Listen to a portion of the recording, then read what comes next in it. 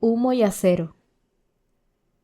La unidad de cuidados intensivos del Hospital Beth Israel siempre recordaba a Clary fotos que había visto en la Antártida. Era fría y como distante, y todo era o gris o blanco o azul pálido.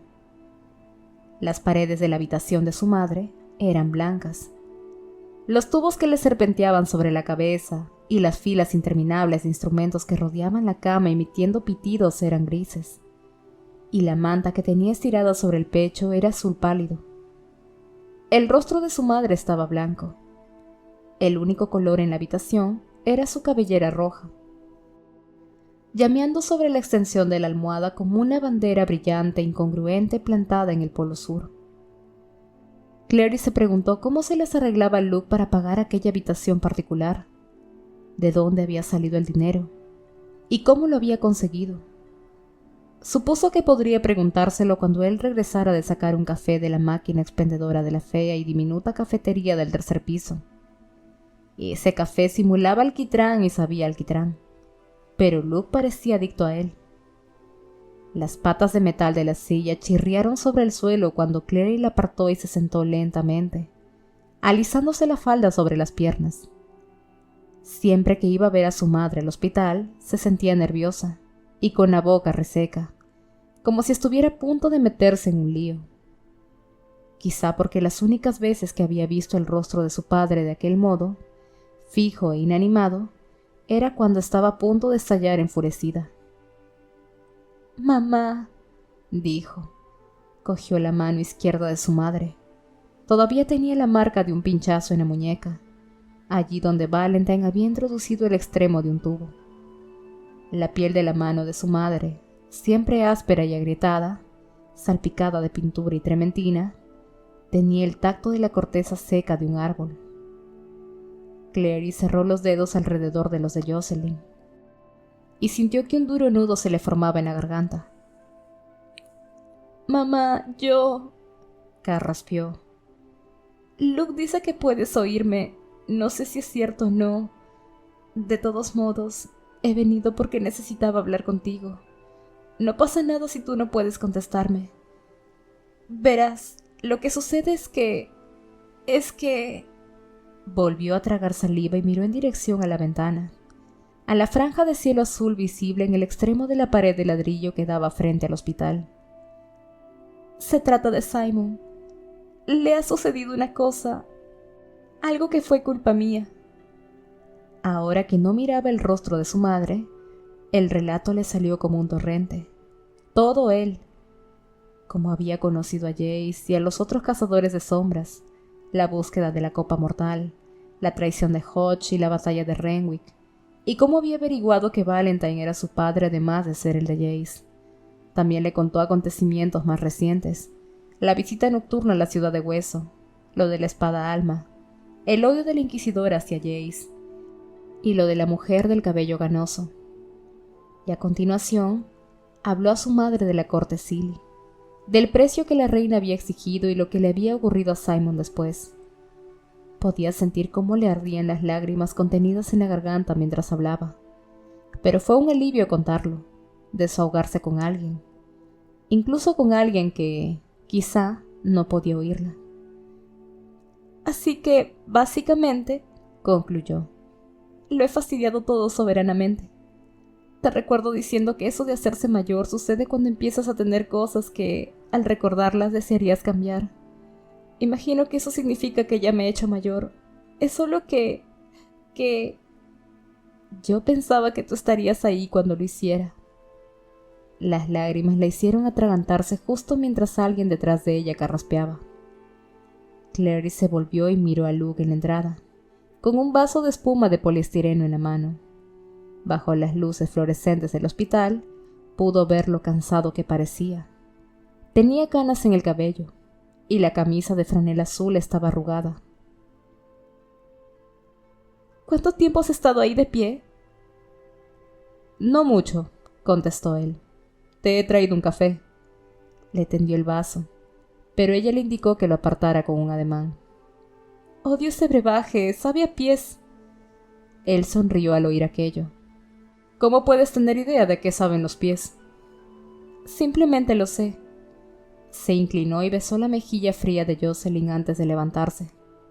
Adiós, mamá. La camioneta azul de Luke estaba en el aparcamiento de hormigón situado debajo del hospital. Él no habló hasta que hubieron salido de la autovía. He oído lo que has dicho en el hospital. Ya he pensado que escuchabas hurtadillas, lo dijo sin ira. No había nada de lo que había dicho a su madre que Luke no pudiera saber. Lo que le ha pasado a Simon no es culpa tuya. Clary oyó las palabras, pero parecieron rebotar en ella como si hubiese una pared invisible a su alrededor, como la pared que Hodge había construido alrededor de ella cuando la había traicionado para entregarla a Valentine. Pero en esa ocasión no podía oír nada a través de ella. No podía sentir nada a través de ella. Estaba igual de entumecida que si lo hubiesen recubierto de hielo. ¿Me has oído, Clary? Es muy amable por tu parte, pero claro que fue culpa mía. Todo lo que le ha sucedido a Simon es culpa mía. ¿Por qué estaba furioso contigo cuando fue al hotel? No regresó al hotel porque estuviese enojado contigo, Clary. He oído situaciones como esta antes. A los que están medio convertidos les llaman nebulosos. Se sentiría atraído hacia el hotel por una compulsión que no podría controlar. Porque tenía la sangre de Rafael en él. Pero eso tampoco habría sucedido jamás de no ser por mí, si no lo hubiese llevado a aquella fiesta. Pensabas que no sería peligroso. No le estabas poniendo en ningún aprieto en el que no te hubieses puesto tú misma. No puedes torturarte de este modo, dijo Luke girando para entrar en el puente de Brooklyn, con el agua deslizándose bajo ellos en capas de un gris plateado. No tiene ningún sentido. Clary se hundió más en el asiento, enroscando los dedos en el interior de las mangas de su chaqueta de punto con capucha. Los bordes estaban deshilachados, y el hilo le hacía cosquillas en la mejilla.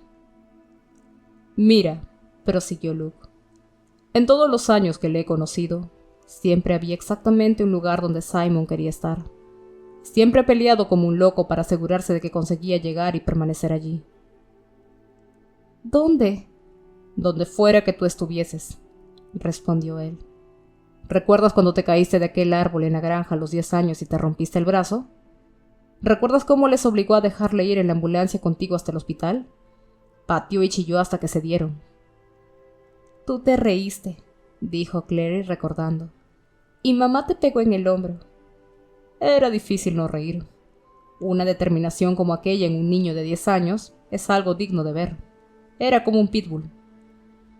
Si los pitbull llevasen gafas y fuesen alérgicos a la ambrosía. No puedes poner precio a esa clase de lealtad, repuso Luke en tono más serio. Lo sé, no me hagas sentir peor.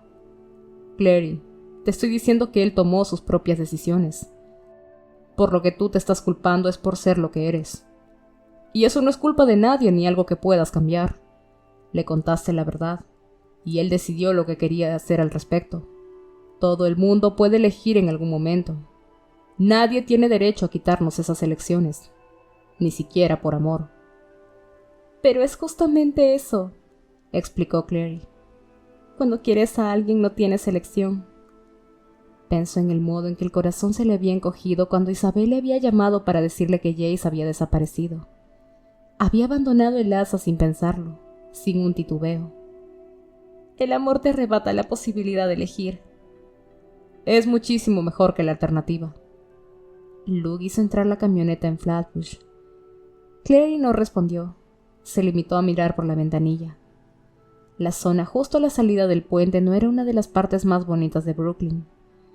Ambos lados de la avenida estaban bordeados de feos edificios de oficinas y talleres de planchistería. Normalmente, Clary la odiaba, pero justo en ese momento se ajustaba con su estado de ánimo. Así pues, has tenido noticias de... empezó a decir Luke, al parecer decidiendo que era hora de cambiar de tema. ¿Simon? Sí, ya sabes que sí. En realidad iba a decir Jace. Ah. Jace le había llamado al móvil varias veces y le había dejado mensajes. Ella no los había contestado ni les había devuelto las llamadas. No hablar con él era su penitencia por lo que le había sucedido a Simon. Era el peor de los castigos. No sé nada. La voz de Luke sonó cuidadosamente neutral. Quizá deberías llamarle, solo para ver si está bien. Probablemente lo está pasando muy mal, teniendo en cuenta... Clary se removió en el asiento. Pensaba que habías hablado de ello con Magnus. Te oí hablar con él sobre Valentine y todo eso de invertir la espada alma. Estoy seguro de que él te lo diría si Jace no estuviese bien. Magnus puede tranquilizarme respecto a la salud física de Jace. Su salud mental, por otra parte... Olvídalo, no voy a llamar a Jace. Clary oyó la frialdad de su propia voz y casi se horrorizó de sí misma. Ahora tengo que estar junto a Simon. Tampoco es que su salud mental esté demasiado bien. Luke suspiró. Si tiene problemas para aceptar sus circunstancias, tal vez debería... Por supuesto que tiene problemas. Lanzó a Luke una mirada acusadora, aunque él estaba concentrado en el tráfico y no lo advirtió. Precisamente eres tú quien debería comprender lo que siente al... ¿Despertar un día convertido en un monstruo? Luke no sonó amargado, solo harto. Tienes razón, lo comprendo. Y si alguna vez quiere hablar conmigo, estaré encantado de contárselo todo. Superará esto, incluso aunque ahora piense que no lo hará. Clary frunció el entrecejo. Él se ponía justo detrás de ellos, haciendo que el espejo del retrovisor brillara como el oro. El sol se ponía justo detrás de ellos, haciendo que el espejo del retrovisor brillara como el oro. Los ojos le dolieron debido al resplandor. No es lo mismo, dijo ella. Al menos tú creciste sabiendo que los hombres lobo eran reales. Antes de poder decir a alguien que es un vampiro, tendrá que empezar por convencerle de que los vampiros existen. Luke pareció ir a decir algo, pero cambió de idea. Estoy seguro de que tienes razón. Estaban en Williamsburg, conduciendo por la avenida Kent medio vacía, con almacenes alzándose por encima de ellos a ambos lados. Tengo algo para él. Está en la guantera, por si acaso... Clary abrió con un chasquido el compartimento y arrugó la frente.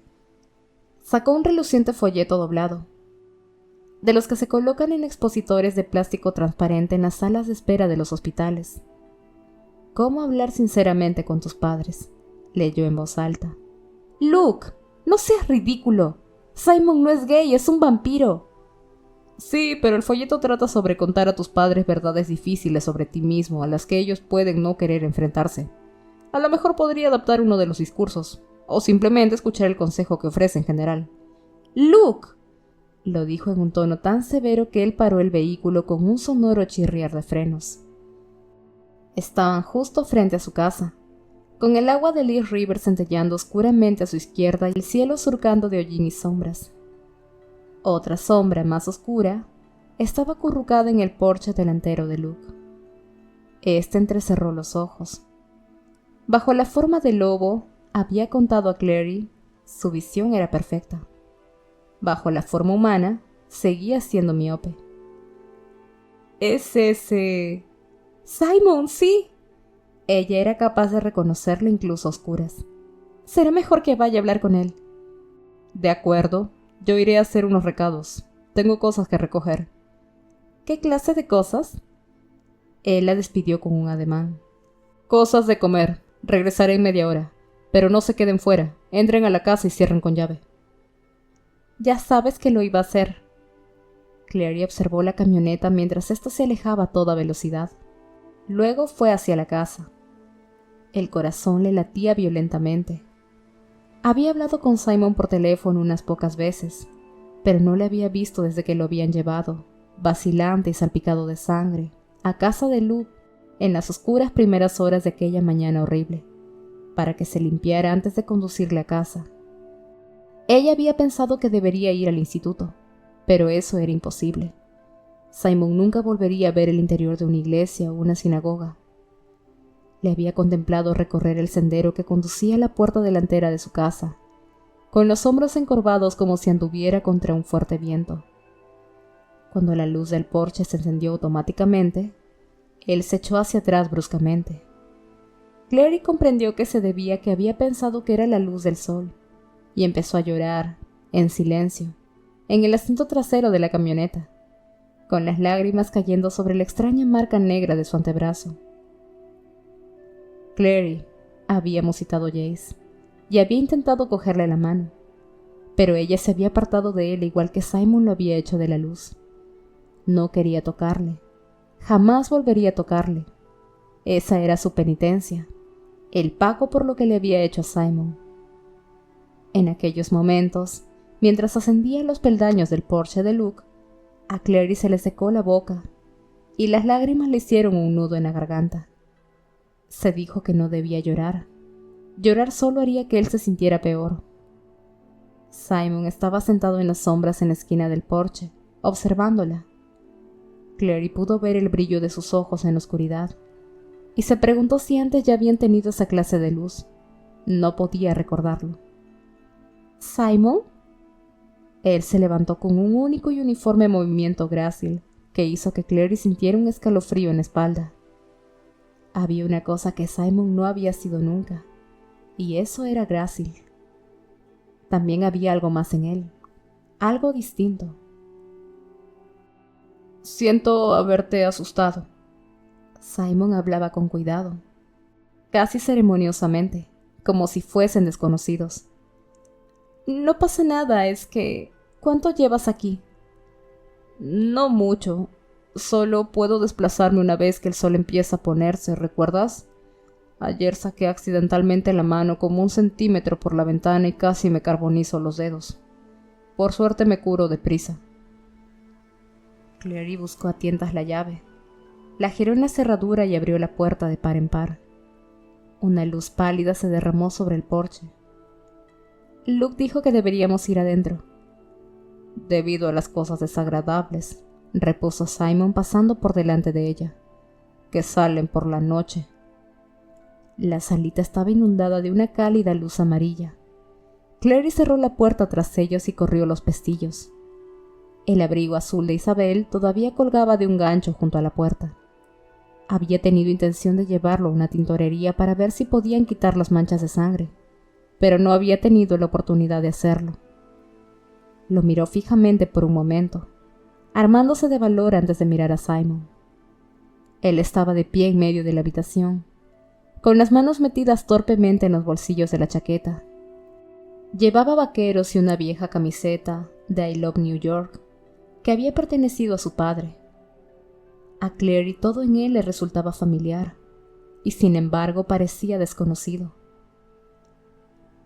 Las gafas, dijo, comprendiendo con cierto retraso qué era lo que había parecido extraño en el porche. ¿No las llevas? ¿Has visto alguna vez a un vampiro con gafas? Bueno, no, pero... ya no las necesito. Una visión perfecta parece formar parte del lote. Se sentó en el sofá, y Clary se unió a él, sentándose a su lado aunque no demasiado cerca. A esa distancia podía ver lo pálida que era su piel, con venas azules marcándosele bajo la superficie. Los ojos sin las gafas parecían enormes y oscuros. Las pestañas eran como negros trazos a tinta. Desde luego todavía tengo que llevarlas puestas por casa, o mi madre alucinaría. Voy a tener que decirle que me voy a comprar unas lentes de contacto. Vas a tener que decírselo, punto, dijo Clary con más firmeza de la que sentía. No puedes ocultar tu situación eternamente. Puedo intentarlo. Se pasó una mano por los cabellos oscuros haciendo una mueca. Clary, ¿qué voy a hacer? Mi madre no hace más que traerme comida y yo tengo que tirarla por la ventana. No he salido en 2 días, pero no sé cuánto tiempo más puedo seguir fingiendo que tengo la gripe. Al final acabará llevándome al médico y entonces, ¿qué? Mi corazón no late. Le dirá que estoy muerto. O escribirá un trabajo sobre ti declarándote un milagro de la medicina, bromeó Clary. No tiene gracia. Lo sé, solo intentaba... No dejo de pensar en sangre, siguió Simon. Sueño con ella. Me despierto pensando en ella. Muy pronto estaré escribiendo emotiva poesía morbosa sobre ella. ¿Tienes todavía esas botellas de sangre que Magnus te dio? ¿No te estarás quedando sin...? Las tengo. Están en mi mini nevera, pero solo me quedan 3. La voz sonó débil por la tensión. ¿Qué sucederá cuando me quede sin...? No te faltará, te conseguiremos más, afirmó Clary con más seguridad de lo que sentía. Supongo que siempre podía pedírsela al amistoso suministrador de sangre de cordero de Magnus, pero todo el asunto le revolvía el estómago. Mira, Simon, Luke cree que deberías contárselo a tu madre. No puedes ocultárselo eternamente. Pero puedo intentarlo. Piensa en Luke, replicó ella con desesperación. Todavía puedes llevar una vida normal.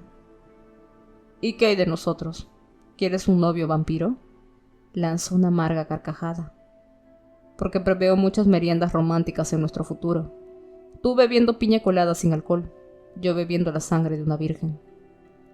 Piensa en ello como una minusvalía, instó Clary.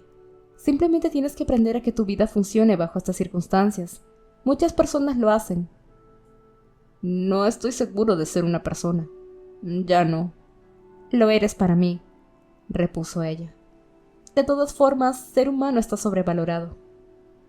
Al menos Jace ya no puede llamarme mundano.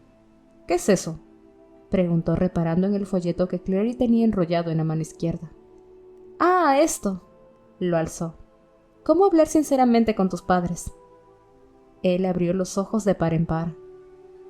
¿Hay algo que quieras decirme? No es para mí, es para ti. Se lo entregó. Yo no tengo que confesarle nada a mi madre, insistió Simon. Ya piensa que soy homosexual porque no me interesan los deportes y todavía no he tenido una novia en serio. No que ella sepa, al menos. Pero tienes que confesarle que eres un vampiro, señaló Clary. Luke pensó que quizás podrías, ya sabes, usar uno de los discursos que se sugieren en el folleto. Excepto que debes usar la palabra no muerto, en lugar de... Lo capto. Simon desplegó el folleto. Bien, practicaré contigo, carraspeó. Mamá, tengo algo que decirte. Soy un no muerto. Ahora bien, ya sé que tal vez tengas algunas ideas preconcebidas sobre los no muertos. Sé que puede que no te sientas a gusto con la idea de que yo sea un no muerto, pero estoy aquí para decirte que los no muertos son como tú o como yo. Simon hizo una pausa. Bueno, sí, claro. Posiblemente más como yo que como tú. Simon. Vale, prosiguió. Lo primero que tienes que comprender es que soy la misma persona que he sido siempre. Ser un no muerto no es lo más importante para mí. Es solo una parte de lo que soy. Lo segundo que deberías saber es que no ha sido una elección. Nací así. Simon la miró por encima del folleto entrecerrando los ojos. Lo siento, renací así. Clary suspiró. No lo intentas en serio. Al menos puedo decirle que me enterraste en un cementerio judío, dijo Simon tirando el folleto. Quizá debería empezar gradualmente. Decírselo primero a mi hermana. Iré contigo si quieres. A lo mejor puedo ayudar a hacerles comprender. Simon alzó los ojos hacia ella, sorprendido, y Clary vio las grietas en su armadura de humor amargo, y el miedo que había debajo. ¿Lo harías? Yo... Clary fue interrumpida por un repentino y ensordecedor chirrido de neumáticos y el sonido de cristal haciéndose añicos. Se puso en pie de un salto y corrió a la ventana, con Simon a su lado. Apartó violentamente la cortina y miró fuera. La camioneta de Luke estaba parada en el césped, con el motor en marcha. Había negras franjas de caucho quemado sobre la acera. Uno de los faros de la camioneta resplandecía. El otro había quedado hecho pedazos.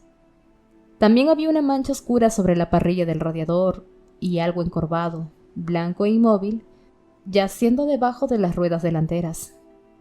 Clary sintió bilis en la garganta. ¿Había atropellado Luke a alguien? Pero no. Impacientemente raspó el glamour de la imagen como si raspara mugre de una ventana. La cosa bajo las ruedas de Luke no era humana. Era lisa, blanca, casi larvaria, y se retorcía como un gusano clavado en una tabla. La portezuela del conductor se abrió de golpe, y Luke saltó fuera, sin hacer caso de la criatura inmovilizada bajo las ruedas. Salió disparado por el césped en dirección al porche.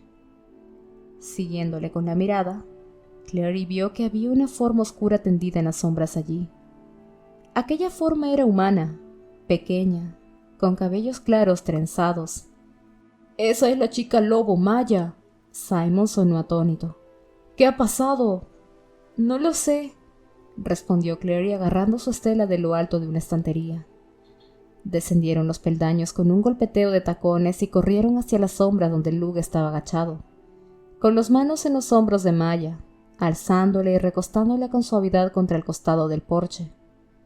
De cerca, Clary pudo ver que la muchacha tenía la parte frontal de la camiseta desgarrada y un profundo tajo en el hombro, que resumaba sangre lentamente al compás de los latidos del corazón. Simon se paró en seco. Clary, chocando casi con él, lanzó una ahogada exclamación de sorpresa y le dirigió una mirada furiosa antes de comprender. Era la sangre. Él tenía miedo, temía mirarla. «Está bien», informó Luke, mientras la cabeza de Maya se balanceaba y ésta gemía. Luke la bofeteó lentamente en la mejilla, y los ojos de la joven se abrieron en un aleteo. «Maya, Maya, ¿me oyes?» Ella pestañeó y asintió aturdida. «Luke», musitó. «¿Qué ha pasado?» Hizo una mueca de dolor. «El hombro...» «Vamos, será mejor que te lleve adentro». Luke la alzó en brazos y Clary recordó que ella siempre había pensado que era sorprendentemente fuerte para ser alguien que trabajaba en una librería, aunque lo había achacado a todas aquellas cajas pesadas que tenía que acarrear de un lado a otro. Ahora sabía el auténtico motivo. «Clary, Simon, vamos».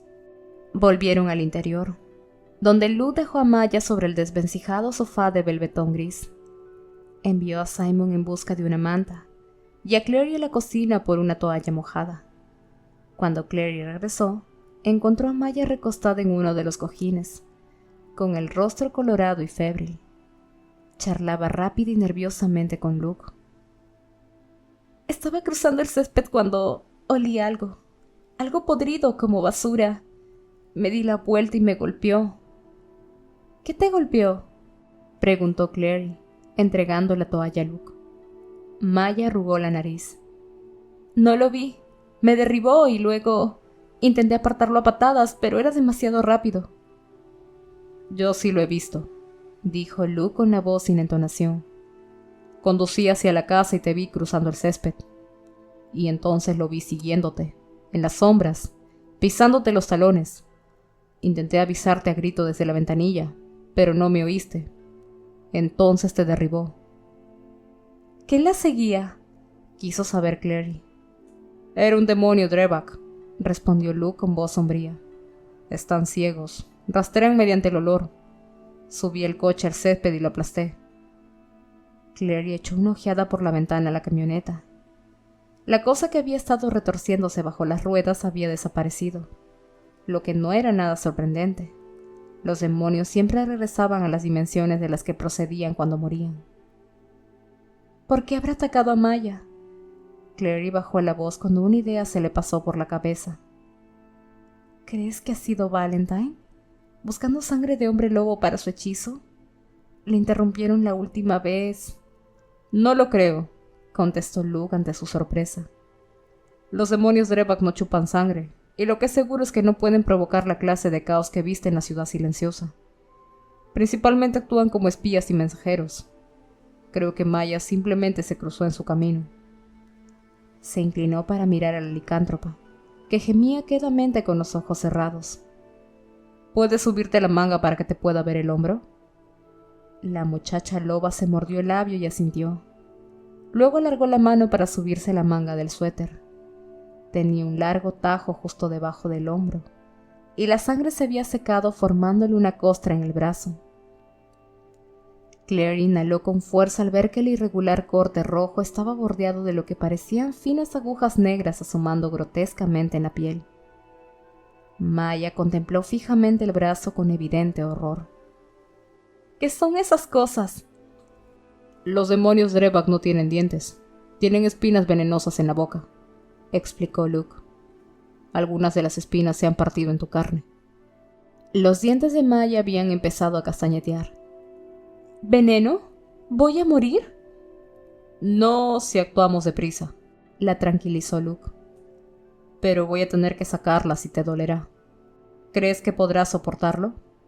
El rostro de Maya se crispó en una mueca de dolor. Consiguió asentir. Sácamelas. ¿Sacar qué? Preguntó Simon entrando en la habitación con una manta enrollada, que soltó al ver el brazo de Maya mientras daba un involuntario paso atrás. ¿Qué es eso? ¿Te impresiona la sangre, mundano? Preguntó Maya, con una pequeña sonrisa torcida, y a continuación jadeó. ¡Ay, eso duele! Lo sé, repuso Luke envolviendo con suavidad la parte interior del brazo de la joven en la toalla. Del cinturón sacó un cuchillo de hoja fina. Maya echó una mirada al cuchillo y cerró los ojos con fuerza. Haz lo que tengas que hacer, dijo con un hilo de voz. Pero no quiero que los otros miren. Lo comprendo. Luke volvió la cabeza hacia Simon y Clary. Vayan a la cocina, los dos. Llamen al instituto, cuéntenle lo sucedido, y hagan que envíen a alguien. No pueden enviar a ninguno de los hermanos, así que preferiblemente a alguien con preparación médica o a un brujo. Simon y Clary le miraron fijamente, paralizados por la visión del cuchillo y el brazo de Maya que poco a poco iba adquiriendo un tinte violáceo. ¡Vayan!, ordenó, con severidad, y en esa ocasión le obedecieron.